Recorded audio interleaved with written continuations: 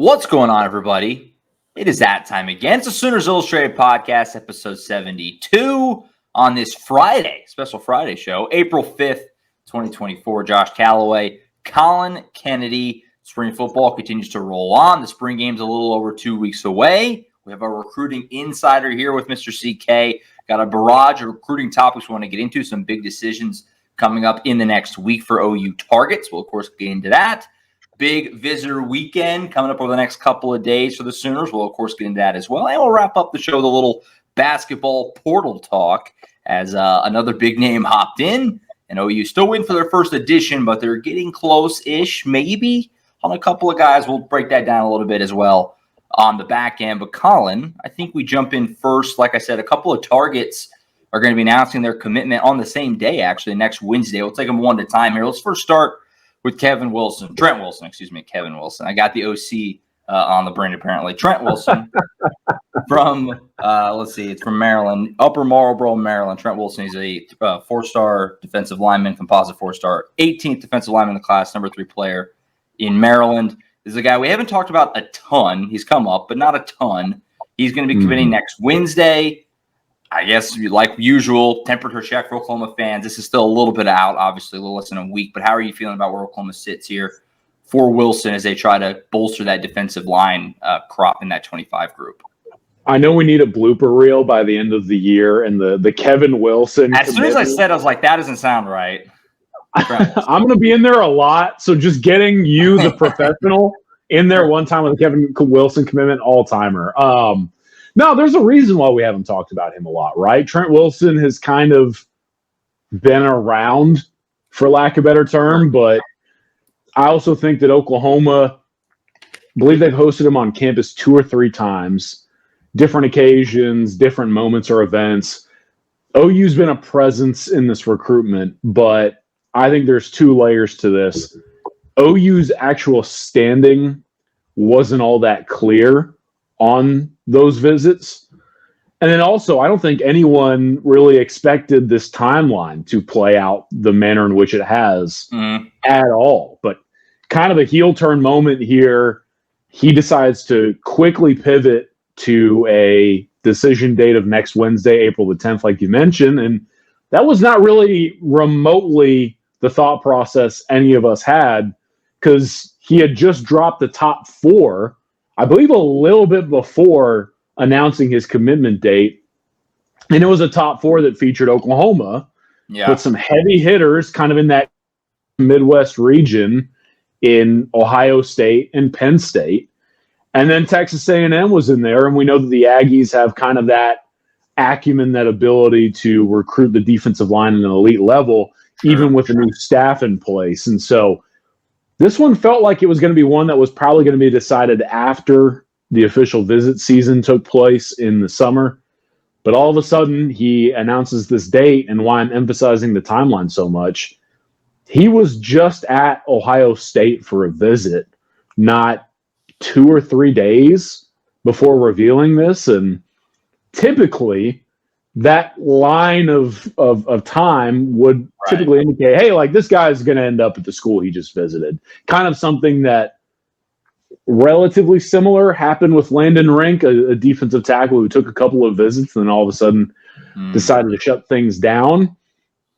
But surprisingly, this one's not going a similar direction in terms of who's the favorite. Oklahoma is the overwhelming front runner going into this decision date of next Wednesday. And national recruiting analyst Brian Doan, our East Coast expert for the network, he and I got on the phone, continued to share intel, and ended up putting in a pair of picks. So OU is looking really good for a defensive tackle that, if I'm being fully transparent, this kind of shocked me a little bit. I didn't really have Trent Wilson in any sort of class predictions or early favorites to land in the class. But all of a sudden, man, OU has surged with an interior defensive line talent, and that's what everyone wants to see if you're an Oklahoma fan, right? And so covering this thing is very interesting because there's still several days, and in today's world of recruiting, you can never see something as a foregone conclusion, right? But the way things are trending, I'm comfortable leaving my pick on Oklahoma, and it looks like that Sooner fans could be seeing some pretty good news coming on this Wednesday that we're talking about. It's a really good player. Like you said, you look at the other guys chasing him, Ohio State and A&M, like you said, Penn State in there. They have two other defensive linemen committed in 2025 right now with Kamori Moore, who's been committed forever, at least the Summit North guy, and then Alexander Shield Knight on the edge, who's an in-state guy in Wagner. He'd be the highest rated of the three to this point. It's still pretty early. It's April. But, yeah, I mean, this is a significant ad if you can do it, obviously, and we'll see where Oklahoma sits when it actually happens on Wednesday. But like you said, hearing good things, and we'll see if Oklahoma can make a splash there on the defensive line. This is the group that obviously they're just coming off a big-time class and signing in 24. Guys we talked about at length. They're having great spring camps, by the way, especially those interior guys with David Stone and Jaden Jackson. You continue to build on that, and that's how you get to where you want to go, in the SEC. We've talked about that a bunch of times as well. It's not just – this last class was great. The power line, we talked about it, but you have to build. You have to get that depth and continue to add. And they're trying that. They've got a couple nice additions already in there. This would be certainly another one. You continue to build on it from there, and that's how you get where you want to go. So we'll keep an eye on that next Wednesday. That's not the only commitment we're going to be watching next Wednesday because they decided to just make the day a little extra hectic for you. Maliek Hawkins is going to announce on Wednesday as well. So Maliek Hawkins, obviously the guy we have talked about a few times, younger brother of Michael Hawkins, of course, who's a freshman quarterback on the roster right now. Malik is a three-star cornerback, same high school, Frisco Emerson down there in Texas. He's our number 53 cornerback composite. He's top 100 player in Texas. This is a guy that Oklahoma obviously has been after for a while, and we felt pretty good about for a while, beyond just the obvious connection with he's a legacy and his brother is there already. I mean, that gives you certainly a leg up. But he's going to commit next Wednesday as well. Are you feeling pretty good about Oklahoma on this one as far as the second Hawkins brother making his way to Norman? Yeah, still like where things are trending with Malik Hawkins, obviously making the decision to go ahead and call it on April the 10th. And he had the time frame in mind. He wanted to get something done in early April. Still tracks. He's going to announce with our friends over at Dave Campbell's Texas Football on their YouTube channel. And I think it's kind of telling. He is getting ready to make a decision.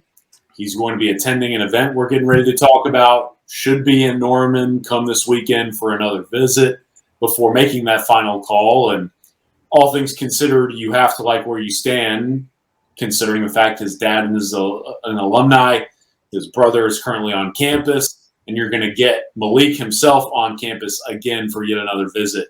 Mm-hmm. His last visit before he goes ahead and makes that final decision. So I like where things are going, and I think that as long as things track the way that they have and will likely continue to, this should be someone that Oklahoma is eventually able to add to the 2025 class. The brother connection. We've talked about it. You got both the Bowens in there. At one point, you get both the McCulloughs. You're trying to get both the Robertses. It's been a thing lately for OU, and going to that well again here with Hawkins. Obviously, you got his brother. He's a legacy. His dad played OU, of course. And so, this felt like one that Oklahoma you want to make sure you get, and it sounds like they're going to. He'd be the first secondary guy in the 25 class so far, cornerback or safety, secondary at all. So he kind of can lead that charge a little bit, and we'll see where else that goes as the class continues to develop. But so, like we said, in good shape for Wilson, in good shape for Hawkins. You got 10 commits right now. Good chance, decent chance at least, that you're going to get up to 12 in the next few days. They continue to build this thing up a little bit, and the momentum continues to pick up and carry us into the summer and all that good stuff. Now, obviously, there's a huge visit weekend coming up in a couple of weeks with the spring game.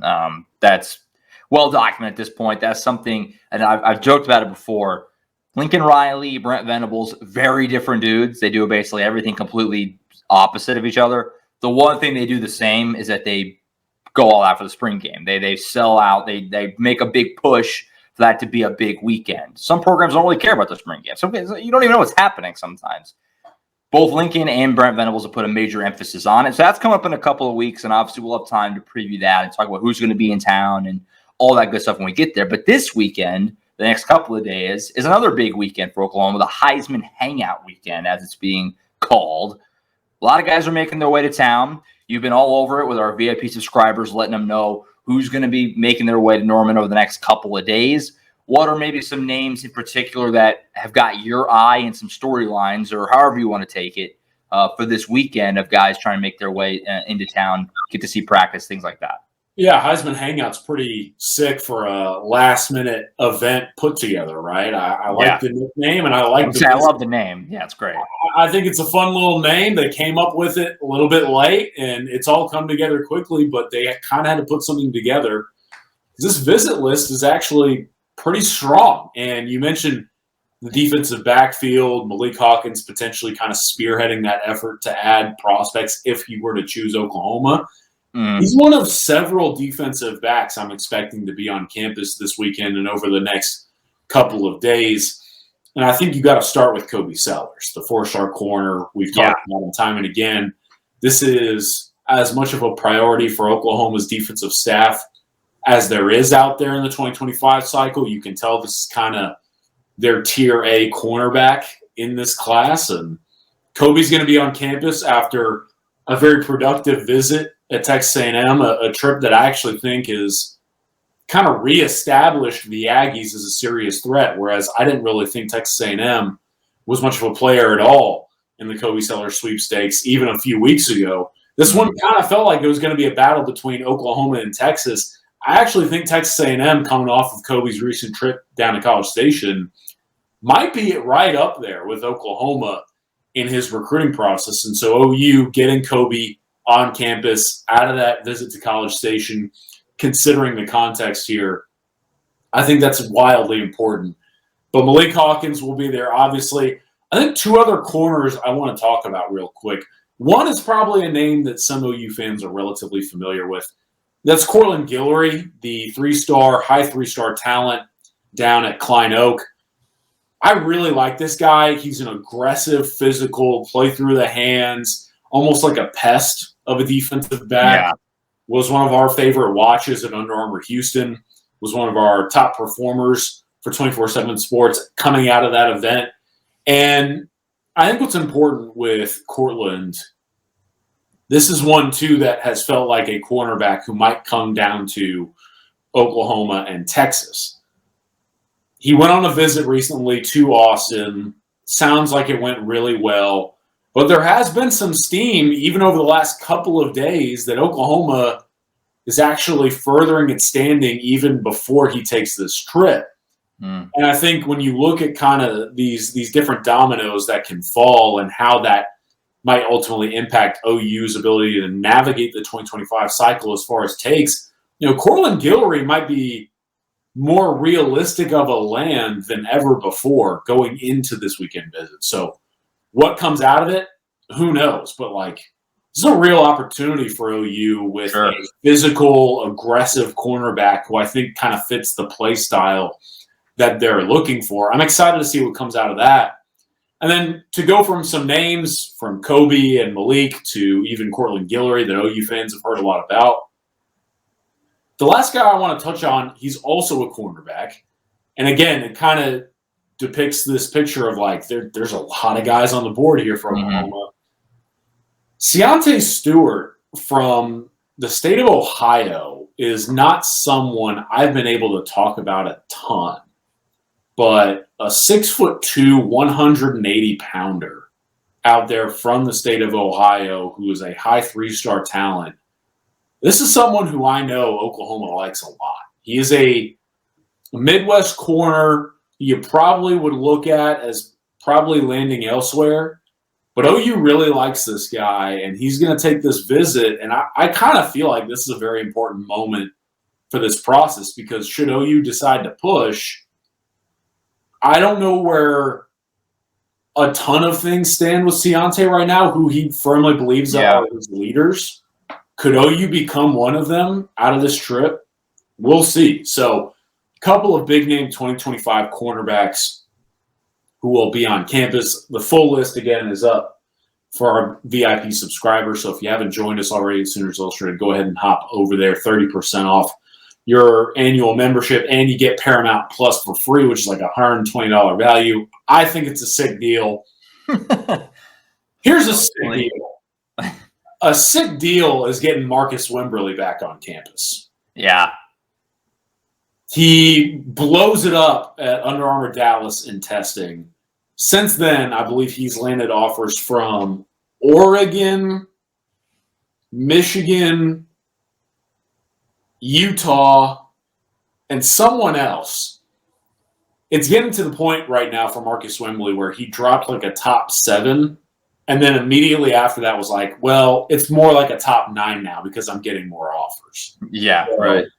This guy's recruiting process is expanding in rapid fashion. Getting him to return to Norman at this time with all that going on, again, just like subscribing to Sooners Illustrated on the 24/7 Sports Network and getting Paramount Plus for free, I think that's a sick deal. I'm over here trying to pay the bills, Josh. You know? Company man. Yeah, I'm trying to make sure we can all turn our lights on. So I'm excited about that 2025 class. But hey, the Heisman Hangout this weekend is going to have some 2026 guys and even a couple of 2027 recruits on campus as well. And I'm excited to see what comes of it. You've got Jalen Lott, who is a high 4-star talent in the 2026 cycle. He has Texas bloodlines. In fact, his father, James Lott, played at the University of Texas in the mid to early 80s and was also a standout in track and field. But this will be, I believe, Jalen's second or third time visiting campus this offseason. Kind of fascinating to see a Texas legacy visiting Oklahoma a couple of times. He's a really good football player. Taj Overton, in-state defensive tackle. I mean, Josh, I continue to say it, man. How about those Wasso Rams? Yeah. I am very excited to see what comes of this trip for him. Taj is an awesome kid, really talented interior defensive line talent. It's never too early to get involved with defensive tackles, and an in-state guy like Taj, very interesting to see. And then there are a couple other guys that I want to talk about without giving away too much. One of my favorite corners in 2026, his name is Jason Bradford out of Temple. This guy is ginormous, huge. He's like verified 6'2.5", getting up to 6'3", already about 190 plus pounds. Monster, and he's awesome. I've been following Jason now for a little while, and he'll be on campus. Michael Brown, dad played at Texas A&M, was born in Austin, but really loves Oklahoma. I believe I got all that right. He's interesting, and he will be returning to campus. He was the wide receiver who came to the summer camp and just absolutely killed it in Norman, picked up his offer. But let's close it here with a little blast from the past for all those football fans out there. You remember a guy by the name of Jermichael Finley? He played tight end for the Green Bay Packers and also happened to play for those Texas Longhorns. Jermichael Finley, folks, you may have been watching him back in the day on Sundays. If you're ready to feel old, his son, Caden Finley, is going to be visiting campus this weekend, I believe for the first time. And Caden has already won a state championship at a storied program in the Aledo Bearcats. Aledo High, dominant, obviously, one of the best programs in Texas. Caden Finley himself, really impressive player. We have him as the number 73 overall recruit in America in the 2026 cycle, even before our next 2026 update. Cool to see some NFL bloodlines making its way to campus. And again, this is going to be an interesting dynamic here because you have the dad, not just with professional experience, but ties to the Texas Longhorns, and now Oklahoma showing interest in Caden Finley. His process is going to be really fun to follow, and that kind of, for me, really starts up this weekend. Is there a more perfect guy to visit on Heisman Hangout weekend than Jason Bradford? Jason White, Sam Bradford. It's like that name's just that sounds like an OU name. If I've ever heard one, that caught my eye right away. But yeah, no, obviously loaded list. And like we said, Hawkins would be your first secondary guy of the class to commit. And you rattle off all those names. It feels like there's a potential avalanche for specifically Jay Valai in that cornerback room is teetering that it could happen. That class could come together quickly, very nicely, very quickly, it sounds like. So big weekend coming up, though. And look forward to, obviously, Collin will be all over it. Again, VIP subscriber, you can get the intel as it comes in over the course of the weekend, how it's going. Guys who made a good impression. You made a good impression on them, all that good stuff. And we also have camp intel and other stuff rolling on, and Hoops Portal, which we're going to get into in just a second as well. So great time to become a VIP subscriber to Sooners Illustrated. It should be a big weekend. They're coming up in Norman. And like we said, spring game will be a couple weeks after, and a lot of guys are making their way to town for that. We'll talk about that more as it gets a little bit closer. We'll wrap up the show with some Hoops Portal talk. So it's been all bad news for Oklahoma so far. We talked about on Monday, Ortega, Owa hit the portal previously, Milo Suzan and John Hughley entered the portal. We talked about that with Tom on Monday. Those were the guys that were kind of, they were mostly expected. There wasn't a lot of real question for those guys. The other ones, specifically J.V. McCollum and Jalen Moore, were the two that it was going to be kind of, we'll see what happens. And J.V. McCollum hit the portal earlier this week. So Oklahoma was a leading scorer from last year. Obviously did some great things, had that buzzer beater in Stillwater, which was an all-time iconic OU basketball moment. Had some good moments, had some tough spots as well. He really didn't shoot it well at all in Big 12 play. It seemed like he struggled with the physicality of Big 12 play a little bit, making that big jump up from Siena. But he's still really skilled, and there was some hope that, year 2 for him, not in the Big 12 anymore, but in the SEC, he could continue to progress and make a jump. He entered the portal, and he's going to be looking for a new team. I think they're keeping Jalen Moore, based off what I've been told. It sounds like he is more committed to kind of being the guy and kind of the face of the team a little bit going into next year. Him and Sam Godwin to be the only two guys who really played at all. They'll be back on next year's team. So I think they're done losing guys. Emphasis on think. You never know. It's a basketball portal. This is not an OU exclusive problem, by the way. I mean, a lot of people have been like, what is the deal? And it's valid, but also like this is the norm. Like everywhere across the country, your whole roster is jumping in the portal. Like that is very much what's happening everywhere. You look at even just around the Big 12 with Texas and Tech. I mean, everywhere. Everywhere is losing their entire team to the portal. They have to start over every year. That's kind of just how hoops is right now. But it looks like Oklahoma's going to have a couple guys back. They're chasing names that we have talked about a little bit. We touched on. Kevin Overton from Drake was in town. He confirmed to you, Collin, that he was visiting over the week. Earlier this week, he visited. That's an Oklahoma guy. Obviously, Oklahoma ties, Oklahoma kid originally. Seems like a perfect fit if they could find a way to do it. They've also been chasing Sean Padula, another Oklahoma guy from Virginia Tech. We talked about Brandon Garrison a little bit before. So I guess, Collin, I'll just ask you in general, the hoops portal is going. How are you feeling like Oklahoma is doing? Is there anybody in particular that you feel like, I guess just where you kind of feel like Oklahoma stands right now as they try to add? It's been all losses so far. When can we maybe expect, or who you may expect possibly could be some ads here coming up soon? Yeah, I think the name I want to lead off with and the guy everyone's going to be curious about is still Brandon Garrison, the big man from the state of Oklahoma, ranked as one of the top overall transfer portal players in America. Intel kind of indicates right now that this process is going to be drug out a little bit.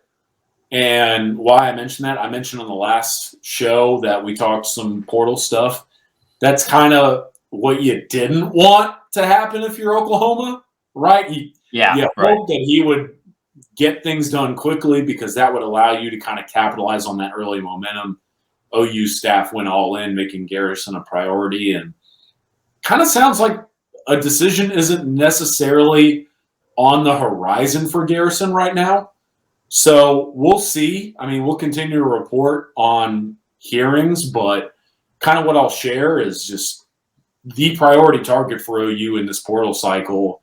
It doesn't sound like a domino is going to fall there. So then you kind of pivot to the other names. What does that mean? Well, you probably turn your attention to the guards. And like you mentioned, Padula and Overton, a couple of guys certainly on the board. Sounds like everything went really well. I mean, Overton, I think people forget, believe started his high school career at Midwest City and then transferred to Norman North, and so played the Yeah. conclusion of his prep ball just down the street from Oklahoma. And I was reading some old articles in our 24/7 database about Overton, and our national experts at 24/7 Sports were very high on this guy coming out of high school. It was clear that he had a lot of baseline talent. He goes to Drake, plays just one season, and now he's got, I believe, 3 years of eligibility remaining. And OU's been selling him on the concept of a homecoming. And I think that pitch is working to this point. Some other big-name programs are definitely involved with Overton, but I kind of get the sense OU's really in favorable position with Overton. And I like where they stand with Sean Padula. Now, I'd be curious to hear what you've heard, Josh, your input on some of these guys. But I actually, back when I was covering the basketball recruiting beat, my first time around on the Oklahoma beat, I actually got to watch Sean a lot in high school, kind of in the AAU circuit or whatever else. Yeah, just down the road again, Edmond. Yeah. Every time I would go to a tournament or something, and he would be shooting the lights out against elite level talent. Mm-hmm. It never made sense to me that Oklahoma wasn't really involved. And I believe, if I remember correctly, that was under the previous regime, the old staff. Porter Moser and this crew did not recruit Padula because they didn't have a chance to as coaches at Oklahoma. And so this has kind of been, to me, the refresh button as far as Oklahoma and Sean Padula. And I think because of that, Oklahoma has reinvigorated his interest in potentially coming back to the Sooner State. We'll see. Padula he's a verified stud in the collegiate ranks, so landing him is going to be very difficult in my opinion. But I think Oklahoma has at least one of the inside tracks, and I like where things are going in that direction as well. Yeah, I agree. It sounds like Overton and Padula, they're in good shape. I mean, you never know, but they're in good shape for both those guys. And I've been saying it for years that Oklahoma, if they just recruited in the state better, they would improve as a program. Oklahoma's a pretty good high school basketball state. Doesn't really get a lot of credit for it, but there are talented guys who leave the state and go ball out at other places every year. And so it's like if Oklahoma could just do a better job at recruiting in the state, I feel like a lot of their problems would be solved in some cases. Now, this isn't quite the same. It's the port, but these are bringing Oklahoma kids back. Obviously, Brandon Garrison is another one. Now, he was at Oklahoma State. He didn't leave the state, but he still didn't go to OU. So he's another one. Now, he didn't get Zeke Mayo. Who's another guy we had kicked around a little bit. That one always seemed kind of far-fetched because he's a Lawrence native who Kansas was interested in. And he made that trip to Lawrence and then just didn't leave, which was kind of exactly what we all thought might happen. He committed to Kansas, so they didn't get him. But I do think they're in pretty good shape for Padula and Overton. We'll see how it goes. Garrison, I'm kind of with you. Like, it felt like there was a lot of momentum early, and now it's kind of like as time goes on, it feels like it's dissipating. It's not over, but it's dissipating. Obviously, Oklahoma State made a hire. They hired Steve Lutz from Western Kentucky. So Garrison now has a vision for Stillwater and like what it would look like. Whereas before it was just kind of like, I don't even know. Now he probably has a much better idea of like, okay, what other of my teammates are going to stay? I know what the coach is. I know what his plan is for me. Like, he has a more clear path if he were to stay now. I still feel like Kansas, what is Hunter Dickinson doing is a big factor there for Brandon Garrison. I mean, it feels like there's no real reason for Dickinson to leave, but you never know, I guess. And if he does leave, I feel like that really throws Kansas into a major candidate for Garrison. If he stays, I feel it's probably less likely. So we'll see. Obviously, they have lots of offers out, and they've made contact with just a slew of other guys from smaller places that it's kind of hard to keep track of them all, frankly. But as far as those Oklahoma kids, I think they're in good shape for Overton and Padula. It sounded like the visit went well. And again, I want to reiterate that I think they're done losing people. You never know. And I say that like they haven't. Again, they had 8 guys who really played last year. 6 of them are gone. Now, a few of them graduated, Rivaldo Soares and Latrey Darthard. The other guys have all portaled. You're only bringing back Jalen Moore and Sam Godwin, who really played last year. So you're hoping that you're done, and I think that they are. I think they're going to retain those 2, and then you build on it from there. And so we'll see how that goes. Obviously, you have Caden Cooper coming back, who didn't really get to play, but he's an exciting talent. Jacob Cole redshirted. You got some decent things from Luke Northweather at the tail end of the season.